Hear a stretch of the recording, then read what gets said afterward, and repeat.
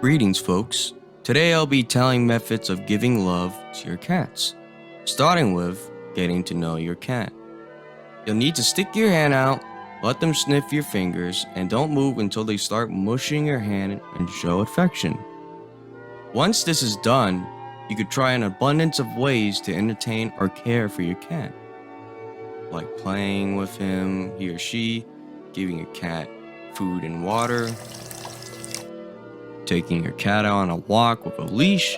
Let's take them out when they're young, though. Letting your cat be lazy, giving your cat to a baby, letting your cat play with another cat, cleaning the litter box, and if you're sick of your cat, then throw him or her in the oven and then have them for Thanksgiving. Hope you enjoyed this short and sweet tutorial. I'm Anthony, and I'll see you later.